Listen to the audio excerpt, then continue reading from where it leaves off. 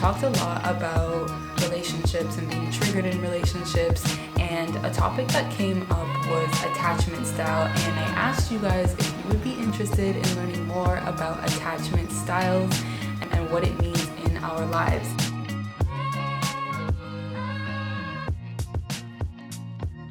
How you connect to other people is influenced by your self-worth and the trust you have in the other person. The anxious person derives their self-worth and validation from the attention that they get from other people. Loving hard and deep can be a world of opportunity, one that sheds the light on how you feel and grants you the gift of knowing what is real. For the anxiously attached, small triggers like a missed text, a distant hug that doesn't feel as snug, or a sudden change of tone that now makes you feel alone. These are the things that send you in a disarray, questioning your worth and wondering if you'll ever find a love that doesn't feel so distant, so far away and out of reach.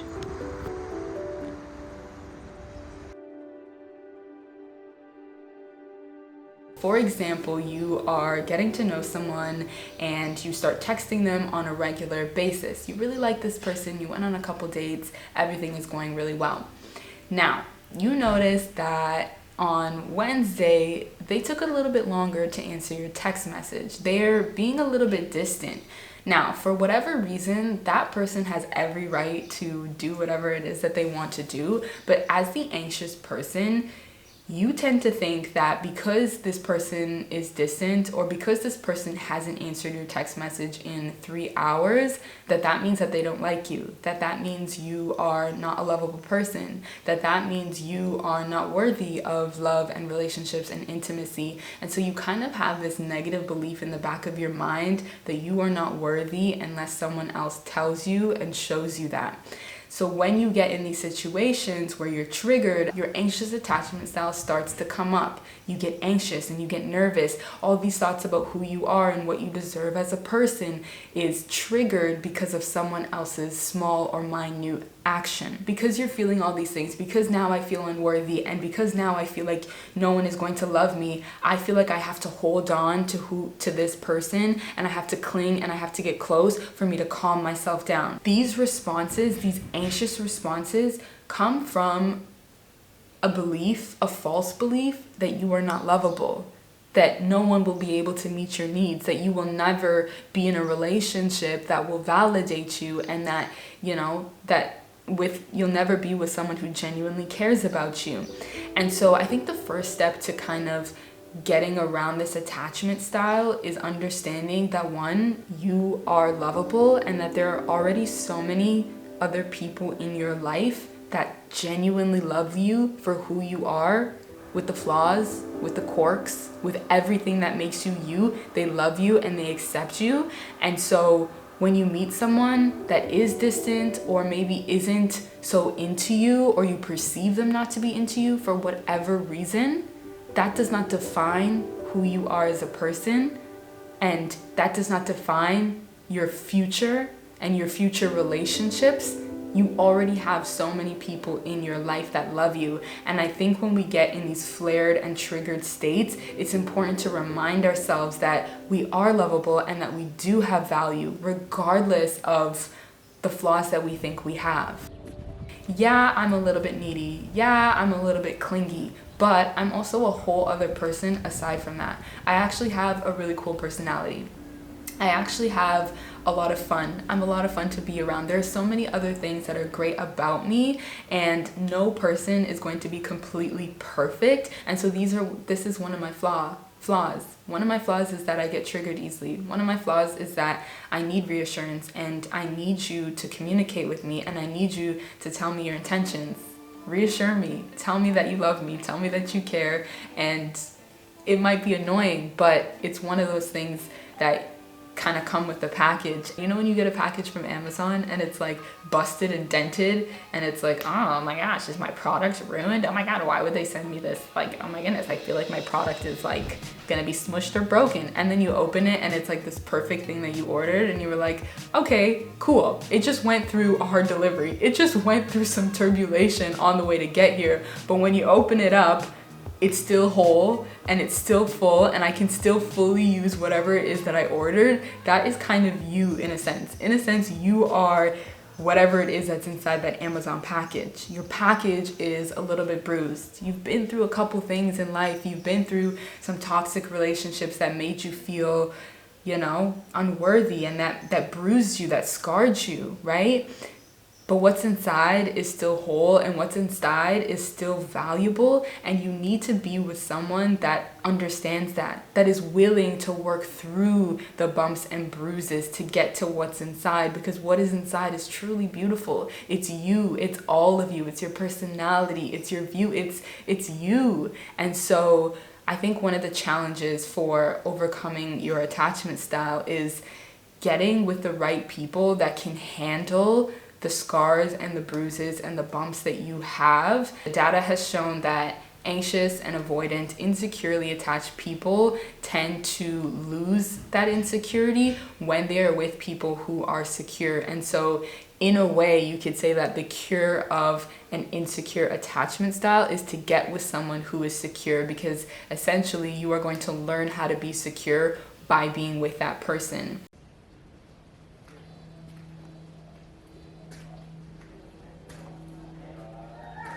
So some of the triggers that anxiously attached people can have is inconsistent behavior. So say, for example, your partner gives you a kiss goodnight every night and they don't for some reason. That is something that can trigger you, right? Perceived distance and distraction. Example, your partner suddenly has more work responsibility and spends time at home answering emails. So this small change in behavior, which is completely normal, like life has so many demands on us and it's completely normal for our schedule to look different in different seasons, but for someone that is anxious, this is something that can trigger that distance. This is something that can trigger that response of, they don't love me, they hate me, they never wanted to be with me in the beginning, I don't even know why, I hate myself, I don't even know why I'm in this relationship, they hate me, right? This small change in behavior can kind of flare up those triggers. Forgetfulness, not paying attention, not receiving enough attention. These are all things that kind of flare up or trigger those negative beliefs that we have about ourselves, because there are so many things that can kind of trigger us and send us in this fight or flight state. Let's talk about the ways that you can kind of cope with those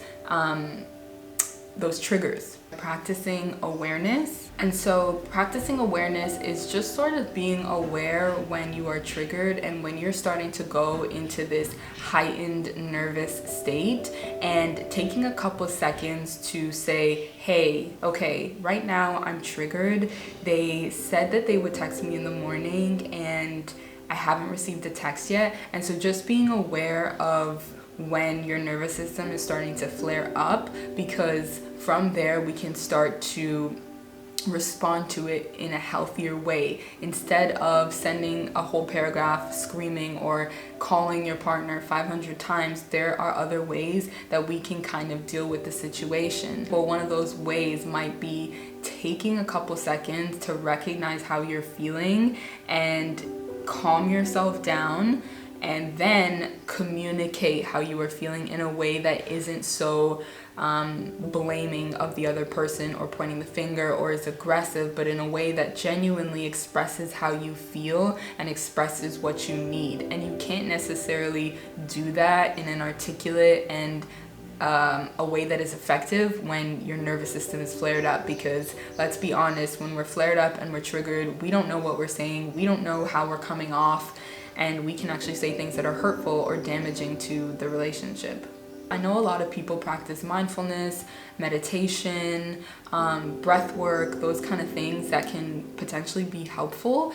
But for me, what I try and do as well, or what I add into those practices, is prayer. And so just praying to God, that he gives me the strength and the understanding to kind of get through these feelings. And a prayer that has really helped me is like praying that God shows me the self-worth that he has created me with, and that he can remind me of who I am in his image, right? Like the Bible says that we were created in the image and likeness of God, and so automatically that means that we were created lovable and that we were created with goodness already within us. And so in those moments of feeling unworthy and unlovable, I pray that God shows me what he has created already within me. Reveal to me what's inside of me, Lord. Let me see the love that you see in me, Lord. Please remind me, Lord. And that is the prayer that kind of calms me down and brings me back to a state of, okay, I am lovable. I am just triggered right now. Let me tell this person that I'm triggered. Let me tell this person how this is making me feel, and maybe they can then meet my needs. Self-care. Another thing that you can kind of do is self-care, and self-care in a sense to build your self-esteem and build up your self-worth. When you are in a state of being triggered, it's important to pour into yourself and remind yourself of who you are. Self-care can look like doing some of your hobbies, things that make you happy, watching movies that make you happy, just to bring you back into that state of lightness and in that state of regulation. When I'm stressed and when I'm triggered, I don't deserve self-care. And I know this is like it's really not a good thing to feel, but I genuinely don't feel like I'm worthy of good things when I'm triggered and when I don't feel loved. And so it's definitely takes like an intention, and like what I'm trying to say is like it definitely takes work to actually do self-care. If you're someone like me that is like a little bit hard on themselves and feels like if they don't feel good that there is something wrong with them because they don't feel good, sometimes I can feel like because I don't feel good, I don't deserve good things. And so self-care can be a little bit difficult, but just kind of overriding those thoughts that come in your mind and saying, no, I don't feel good right now, and so I need to kind of bring my nervous system down, and I need to do the things that make me happy so I can be reminded that everything is okay. And so having hobbies like painting or drawing or watching funny movies or calling a friend or hanging out with people, being social, whatever it is that kind of makes you happy, it's important to do those things. And it's important to know that you deserve good things. You deserve good things even when you don't feel good. These are just feelings. They aren't necessarily truths. That is what you need to remind yourself. These are just feelings. It is not the truth. Just because I don't feel good does not mean that I am not good or that I did something bad to feel this way. You know, these are kind of the negative beliefs that we have in our mind sometimes, and it's like absolutely not. You deserve a night off. You deserve a chill day. You deserve positive connections with people. You deserve a break, okay? Just because you don't feel good doesn't mean you don't deserve it. So this isn't the end for you, love. Good things are possible and you do deserve them. Remember that. Like therapy is definitely a great option. Counseling is an option. You know, you can't always use your friend as a therapist or a counselor. Sometimes it's good to have that objective person that doesn't necessarily have opinions that aren't really based on anything other than their experiences. So therapy is a good tool that you can use. But yeah, that's kind of the gist of attachment styles and theory and the things that I have learned.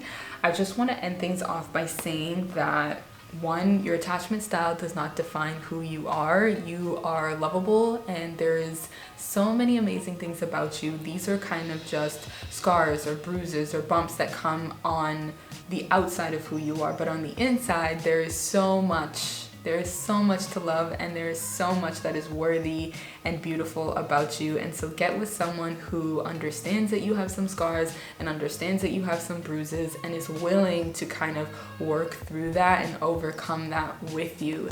That takes a really patient person, that takes a really loving person, but I do believe that they exist and that it is possible to be in healthy, loving, intimate relationships where you genuinely feel loved and appreciated despite your experiences and despite the things that you have gone through or seen in your life. that is pretty much it, guys. I want to thank you so much for being here and for joining me on this talk. If you haven't already subscribed, definitely click the button below and subscribe to this channel so you don't miss out on future videos. Definitely give this video a thumbs up. It really helps me out in spreading this message to all the people in the world, and comment your thoughts because I would love to hear what you learned, what you can kind of relate, or if there's something else that you want to add for other people watching this video, some information that I potentially missed. So definitely leave it in the comment section. Thank you guys again so much for watching. I love you, and I will see you in another video. Peace and love, and bye for now.